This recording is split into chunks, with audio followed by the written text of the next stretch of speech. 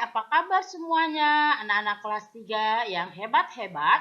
Kita jumpa lagi ya di bab 8 permainan ular kelabang.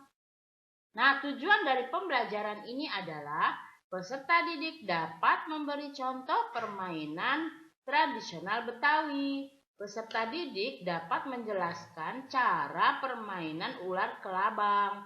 Peserta didik dapat menjelaskan nilai-nilai luhur dalam permainan tradisional. Peserta didik dapat mempraktikkan permainan ular kelabang. Nah, sebelum memulai pembelajaran sebaiknya kalian berdoa terlebih dahulu ya. Dan jangan lupa juga terapkan 5M. Mencuci tangan, memakai masker, menjaga jarak, menjauhi kerumunan, dan membatasi mobilitasmu di setiap kegiatanmu sehari-hari. Yuk kita mulai pembelajarannya. Bab 8, permainan ular kelabang. Permainan tradisional khas Betawi merupakan suatu kegiatan yang menyenangkan yang biasa dilakukan anak-anak bersama teman-temannya. Betawi memiliki banyak permainan tradisional, contohnya permainan ular kelabang. Permainan tradisional anak-anak Betawi bukan sekedar permainan biasa, tetapi mengandung unsur-unsur yang mengajarkan kepada anak-anak mengenai nilai-nilai kehidupan. Nah, kalian perhatikan gambar ini. Ini adalah nama permainan ular kelabang yang sedang dimainkan oleh anak-anak ya. Kalian lihat ya, ada yang menjadi ularnya, ada yang menjadi pintu gerbangnya ya. Kalian lihat juga lahan untuk bermainnya harus luas, tidak boleh sempit. Hari ini adalah hari Minggu. Husni dan teman-temannya tidak bersekolah. Mereka membuat janji untuk bermain di tanah lapang yang berada di belakang rumah Husni. Husni dan teman-temannya sangat senang bermain di tempat itu karena tempatnya yang luas dan dapat menampung jumlah mereka yang cukup banyak berkumpul saat ini. Hari ini ada sekitar 12 orang anak yang ikut bermain. Husni mengajak teman-temannya untuk bermain permainan ular kelabang. Nah, ini ya ada gambarnya nih, Husni dan teman-temannya berkumpul di lapangan belakang rumah Husni. Teman-teman, hari ini yang berkumpul untuk bermain cukup banyak. Bagaimana kalau hari ini kita bermain permainan ular kelabang? Siapa yang setuju? Tanya Husni kepada Marco, Didu, dan teman-temannya. Oke, Husni mau, jawab kawan-kawannya secara serentak dan lantang. Mereka pun berkumpul mendekati Husni untuk memulai permainan. Tak lama, terbentuklah suatu formasi dan permainan ular kelabang. Dimulai sambil menyanyikan sebuah lagu. Mereka bermain dengan kompak dan tampak sangat gembira. Pernahkah kamu bermain ular kelabang? Di mana? Dan bagaimana kalian melakukan permainan tersebut? Ayo kita mengenal permainan tradisional Betawi yang bernama ular kelabang pada bab ini. A. Mengenal permainan ular kelabang. Permainan ular kelabang merupakan salah satu permainan tradisional yang sering dimainkan anak-anak Betawi. Disebut dengan permainan ular kelabang karena posisi para pemainnya yang berbaris memanjang ke belakang, menyerupai bentuk ular naga yang meliuk-liuk melewati pintu gerbang. Permainan ini biasanya dimainkan di tanah lapang pada sore hari atau malam hari, terutama saat bulan purnama. Pada zaman sekarang, permainan ini juga banyak dilakukan anak-anak pada siang hari. Permainan ular kelabang dimainkan oleh sedikitnya 5 orang anak hingga 12 orang anak. Lebih banyak pemain yang ikut serta permainan akan lebih meriah ya. Jadi pemain yang ikut serta maka permainan akan lebih meriah ya kalau makin banyak. Rata-rata pemainnya berumur dari 5 sampai 12 tahun ya. Karena jumlah pemain yang banyak dan cara bermain yang mengharuskan barisan anak-anak yang bergerak ke sana kemari layaknya seekor ular naga, maka permainan ini dibutuhkan mainkan di lahan yang luas agar pemain dapat bermain dengan leluasa. Namun, kemajuan zaman yang semakin pesat karena hadirnya teknologi dan berkurangnya lahan bermain yang luas dan aman, membuat permainan tradisional ini semakin jarang dimainkan oleh anak-anak. Bahkan mulai tergantikan oleh banyaknya permainan digital yang dapat dimainkan sendiri di rumah tanpa membutuhkan orang lain dan lahan pemain. Pada permainan ular kelabang, setiap pemain memiliki peran masing-masing. Untuk menentukan peran masing-masing pemain dapat dilakukan dengan cara kompimpa ataupun sukarela. Dua orang pemain berperan sebagai penjaga pintu gerbang. Biasanya yang menjaga pintu gerbang adalah anak yang badannya paling besar atau paling tinggi. Satu orang pemain berperan sebagai induk yang bertugas memimpin barisan yang diumpamakan menjadi kepala ular. Sisa pemain lainnya berperan sebagai anggota barisan ular yang bertugas mengikuti gerakan induk barisan. Satu orang pemain yang berada di barisan paling belakang menjadi bagian ekor ular. Kita ke bagian B. Tata cara permainan ular kelabang. Sebelum melakukan permainan ular kelabang, para pemain menentukan dua orang yang akan menjadi penjaga pintu gerbang. Dua orang penjaga pintu gerbang berdiri berhadapan dengan kedua tangan mereka disatukan dan berpegangan, lalu diangkat ke atas bersama-sama hingga menyerupai terowongan pintu gerbang yang dapat dilewati para pemain ular kelabang. Kedua penjaga pintu gerbang kemudian menentukan siapa yang berperan menjadi angin dan hujan dengan cara shooten ya. Para pemain lainnya berbaris memanjang ke belakang menyerupai ular naga. Seorang anak bertindak sebagai induk pemimpin atau bagian kepala ular, berdiri di barisan paling depan. Sisa pemain berada di belakang sang induk sambil memegang bahu, pinggang atau baju pemain yang berada di belakang. Begitu seterusnya hingga ke pemain yang berada di barisan paling terakhir yang akan menjadi bagian ekor ular naga. Nah, kalian lihat gambar ini seperti ini contohnya ya. Nih, yang ini adalah penjaga pintu gerbang. Ini adalah induk.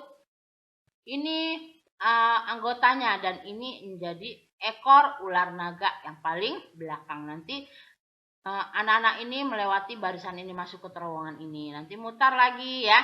Nanti selesai lagu, nah anak yang terakhir ini ditangkap oleh penjaga pintu gerbang ini ya. Permainan dimulai dengan cara pemain berjalan melingkar meliuk-liuk seperti ular sambil bernyanyi secara berulang-ulang, melewati dua pemain yang menjadi penjaga pintu gerbang. Salah satu versi lagu yang biasa dinyanyikan atau sering kita dengar adalah berikut ini. Ular naga panjangnya bukan kepalang, menjalar-jalar selalu kian kemari. Umpan yang lezat itulah yang dicari, kini dianya yang terbelakang. Nah, seperti itu ya lagunya. Adapun lagu asli permainan ular kelabang di Betawi yaitu ler ular kelabang, kelabangnya mencari buntut. Di mana rumah tuh abang, di situ ada badutnya. Kosong, kosong, kosong, isi, isi, isi. Nah, itu ya, itu lagu versi Betawinya. Pada saat terakhir ketika lagu habis, maka seorang anak yang berjalan paling belakang atau bagian ekor akan ditangkap oleh penjaga pintu gerbang. Barisan ular harus berusaha berkelit agar tidak tertangkap pintu gerbang. Jika ada pemain yang tertangkap, ia harus memilih ingin menjadi hujan atau angin. Jika memilih hujan, maka ia harus keluar dari barisan ular dan berbaris di belakang penjaga pintu gerbang yang menjadi hujan. Yang menjadi hujan ya, kalau ia memilih hujan. Begitupun jika ia memilih angin, maka ia harus menjadi anggota penjaga pintu gerbang yang menjadi angin. Penjaga pintu gerbang saling berusaha membujuk anak yang tertangkap agar mau menjadi anggota barisannya. Barisan ular tersebut berjalan bolak-balik sambil bernyanyi sampai semua anak tertangkap oleh penjaga pintu gerbang. Setelah semua anggota barisan ular naga tertangkap, maka penjaga pintu gerbang melakukan shuten untuk memperebutkan anggota barisan. Penjaga pintu gerbang yang menang shuten berhak mendapat anggota barisan pihak yang kalah. Sementara itu, penjaga pintu gerbang yang kalah shuten tidak mendapatkan anggota dan harus mengejar anggota barisan milik penjaga pintu gerbang yang menang shuten, yaitu menangkap bagian ekor barisan. Penjaga pintu gerbang yang menang shuten harus menghalang-halangi agar anggota barisannya tidak tertangkap oleh penjaga pintu gerbang yang kalah shuten dengan cara merentangkan kedua tangannya sambil bergerak menghindar jika didekati pihak lawan. Pada saat inilah suasana permainan memuncak menjadi seru dan sangat ramai. Para anggota barisan harus tetap kompak dan tidak boleh terputus sambil berpindah-pindah dan meliuk-liuk mengikuti induknya. Jika ada anggota barisan yang terputus saat meliuk-liuk, maka secara otomatis ia menjadi anggota dari pihak lawan. Nah, ini ada juga gambarnya ya, gerakan permainan ular kelabang nih. Oleh anak-anak, lihat tempat bermainnya sangat luas, jadi anak-anak bisa berlari meliuk-liuk. Nah, ini adalah penjaga pintu gerbang yang kalah. Dia harus menyentuh atau mengambil anggota yang paling belakang yang disentuh. Nah, ini penjaga pintu gerbang yang menang shuten tadi harus menghalang-halangi agar tidak tertangkap anggotanya dengan merentangkan tangannya ya anak-anak ya. Permainan berakhir ketika penjaga pintu gerbang yang kalah shuten dapat merebut semua anggota barisan penjaga gerbang yang menang shuten. Pemain yang dinyatakan pemenang adalah penjaga pintu gerbang yang terbanyak diikuti oleh pemain yang tertangkap. Namun, seringkali permainan ini terhenti sebelum selesai karena hari yang sudah sore, ataupun karena harus menjawab panggilan orang tua untuk segera pulang. Sekarang kita ke bagian C ya. Nilai luhur yang terkandung dalam permainan ular kelabang. Pada permainan ular kelabang, pemain yang tertangkap oleh penjaga gerbang terowongan akan ditanya, apakah akan memilih menjadi angin atau menjadi hujan. Ia dituntut untuk menjawab secara tegas. Begitupun di dalam kehidupan sehari-hari. Kita harus mampu membuat keputusan secara tegas dan tidak boleh merasa ragu. Setelah semua anggota barisan tertangkap oleh penjaga pintu gerbang, sang penjaga saling melakukan shuten untuk merebutkan anggota barisan. Pihak yang kalah shuten harus berusaha keras merebut para pemain yang berada di belakang pemenang shuten. Hal ini mencerminkan bahwa jika ingin meraih sesuatu yang dicita-citakan, haruslah diiringi dengan semangat kerja keras, niscaya akan yang dicita-citakan dapat tercapai ya. Dalam permainan ular kelabang, penjaga gerbang yang menang shuten menjadi pemimpin barisan yang harus melindungi pemain lain yang berada di belakangnya semampunya agar tidak direbut pihak lawan. Maknanya, seorang pemimpin harus mampu melindungi anak buahnya dan sebagai anak buah dituntut untuk mengikuti perintah pemimpinnya. Melalui permainan ini diharapkan dalam kehidupan sehari-hari kita dapat mematuhi setiap perintah dan nasihat orang tua dan guru di sekolah. Selain kegembiraan karena bisa tertawa pada saat bermain bersama, permainan ini mengajarkan kita untuk bersikap jujur dan patuh pada aturan permainan. Permainan ini membutuhkan sikap, kerjasama, dan saling bahu-membahu agar para anggota barisan tidak terlepas dan ketinggalan gerak meliuk sang induk. Melalui permainan ini, kita juga diajak belajar mengatur diri dan kelompok agar tetap berada dalam kekompakan. Ayo berlatih. 1. Marilah kita melakukan permainan ular kelabang. Tugasmu bersama kelompok adalah A. Berbarislah bersama anggota kelompokmu. Satu kelompok berisi antara 10-12 orang. B. Lakukan tahapan permainan ular kelabang yang telah kamu pelajari di halaman sekolah. C. Dengarkan arahan gurumu supaya permainan berjalan tertib. 2. Ceritakan pengalamanmu bermain permainan ular kelabang di buku tulismu. Jangan lupa juga mencantumkan pesan-pesan serta menuliskan sifat baik dan sifat buruk yang muncul dari teman-temanmu selama melakukan permainan tadi ya. Nah, ini ada catatan. Guru dapat menilai kemampuan bermain ular kelabang dengan pedoman tabel berikut ya. Ini ada skor 4, skor 3, skor 2, dan skor 1 ya. Nah, ini ada ketelitian, ada ketepatan strategi bermain. Usahakan ya kalau kalian bermain mendapat skor 4. Lihat tuh kriteria indikator skor 4 ya. Ayo biasakan. Bermainlah bersama kawanmu dengan jujur. Jangan berlaku curang. Berlaku curang membuat permusuhan. Mari biasakan bersikap lapang dada dan menerima hasil permainan. Nah, kita ke refleksi. Apakah kamu sudah bisa melakukan permainan ular kelabang? Apa manfaat yang kamu dapat lakukan dalam permainan tersebut? Iya. Nah, kalian bisa merefleksi apa-apa yang sudah kalian lakukan dalam permainan ular kelabang nantinya ya. Rangkuman. 1. Permainan ular kelabang merupakan salah satu permainan tradisional anak-anak Betawi. 2. Permainan ular kelabang membutuhkan sedikitnya 4-5 orang serta harus dilakukan di tempat yang cukup luas dan lapang. 3. Para pemain ular kelabang terdiri dari penjaga pintu gerbang, induk, barisan badan ular kelabang, dan ekor ular kelabang. Pemenang permainan adalah penjaga gerbang yang mampu menawan anggota barisan ular kelabang yang terbanyak.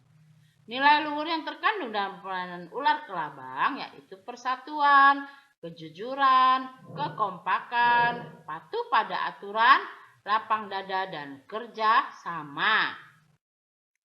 Nah, sekarang kita ke evaluasi ya, ke bagian A dulu ya.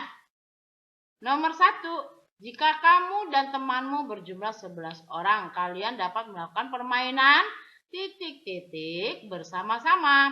A. Damdas 16 batu. B. Ular kelabang. C. Anggar-anggaran. Atau D. Pici putri. Nah, jawabannya adalah betul, karena kita lagi membahas tentang ular kelabang. B ya. Nomor 2, tugas pemain yang menjadi penjaga pintu gerbang dalam permainan ular kelabang adalah melindungi anggota barisan ular kelabang di A, di B menentukan anggota barisan ular kelabang, di C menawan barisan ular kelabang satu persatu, di D memimpin barisan ular kelabang. Nah, tugas penjaga pintu gerbang. Iya. Apa anak-anak? Melindungi anggota barisan ular kelabang ya. Yang menjaga pintu gerbang dalam permainan ular kelabang adalah itu melindungi anggota barisan ular kelabang. Nomor 3, berikut ini merupakan tempat cocok melakukan permainan ular kelabang yaitu A. Tanah lapang. B. Rumah kosong. C. Ruang kelas. D. Kebun sekolah. Jawabannya adalah ya tanah lapang ya. Nomor 4. Sikap yang dapat dipupuk dari permainan ular kelabang adalah ya persatuan. Ya, kita harus bersatu. Barisnya mengikuti pemimpinnya atau induk ularnya agar tidak tertangkap oleh pihak yang kalah sultan tadi, penjaga pintu gerbang yang tadi ya. Nomor 5, jika teman kita tidak sengaja menyebabkan kita terjatuh ketika sedang bermain ular kelabang, sebaiknya sikap kita memaafkan, lapang dada, membalas atau mendiamkan.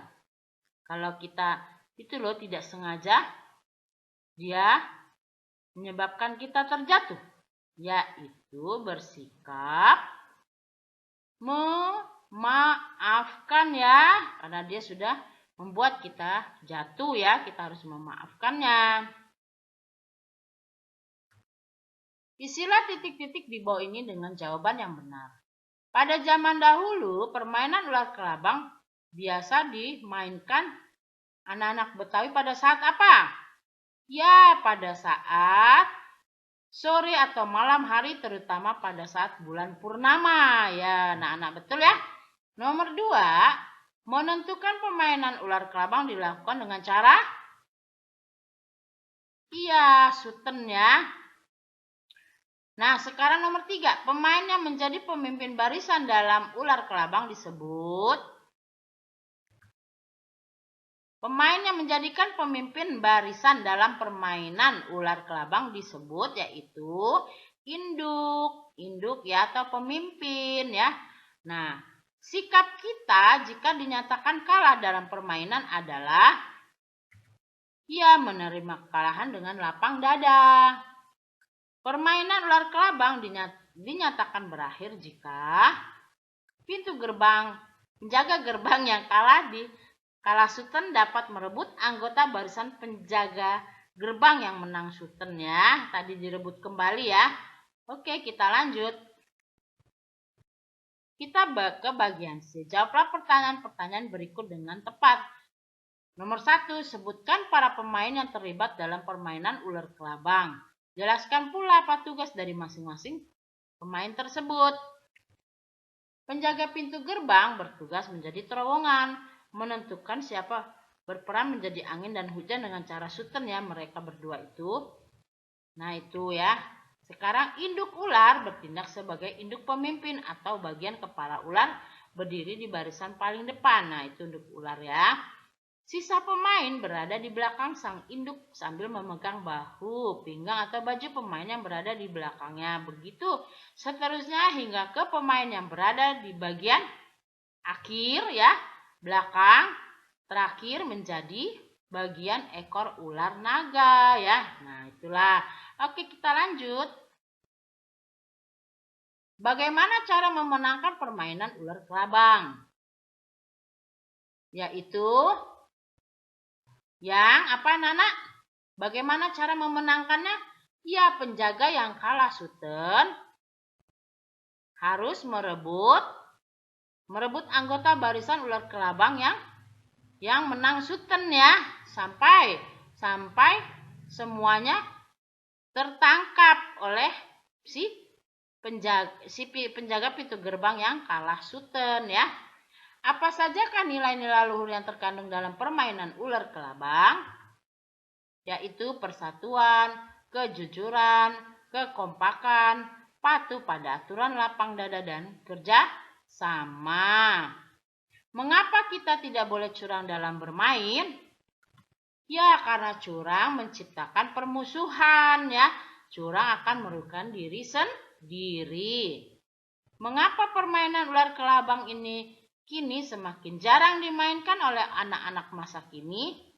Betul, karena kemajuan zaman yang semakin pesat dengan hadirnya teknologi serta semakin berkurangnya lahan yang luas dan aman ya untuk bermain ular kelabang.